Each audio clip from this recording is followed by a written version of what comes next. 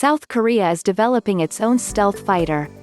And now we finally have our first glimpse of the #1 prototype at a facility belonging to Korean Aerospace Industries.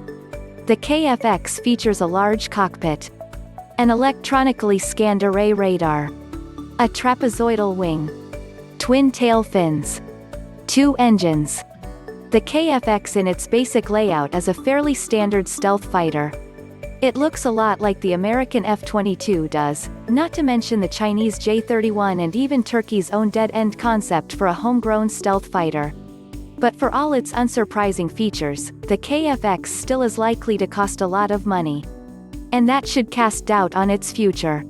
Development of the KFX over the past 2 decades has set back South Korean taxpayers no less than $7 billion. If the South Korean Air Force buys all 120 copies it says it's going to buy starting in 2026, the total bill could rise to $16 billion, according to Korea Joongang Daily. If the newspaper's figures are accurate, each KFX could cost around $130 million. That's slightly more than what a US-made F-35 cost in 2019. But there are reasons to doubt Korean industry can get the price of a KFX down that low. The main reason is scale. The only reason that an F-35 costs only around $100 million is that Lockheed Martin and its partners are building thousands of the single-engine planes for dozens of countries. It's likely the KFX will end up costing much more than Korea Joongang Daily reported it might. It takes around $100 billion in total to develop, build and operate a fleet of a few dozen stealth fighters, Japanese Air Force General Hideyuki Yoshioka recently asserted.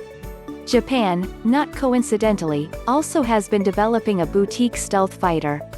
Tokyo decided to pursue the F-3 fighter after U.S. lawmakers in the early 2000s banned Lockheed from selling the F-22 to foreign customers.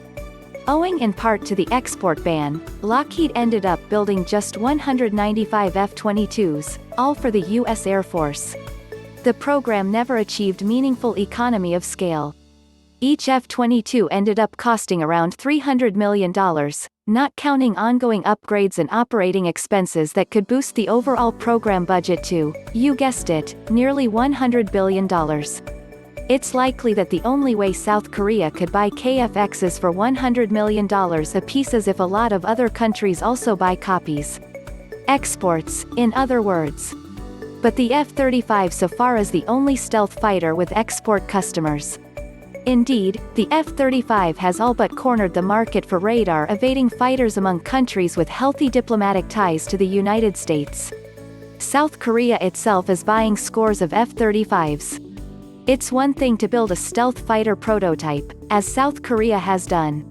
In a world where the F-35 exists and a new low-observable warplane program typically costs at least $100 billion, it's quite another to complete development and acquire more than 100 of the planes.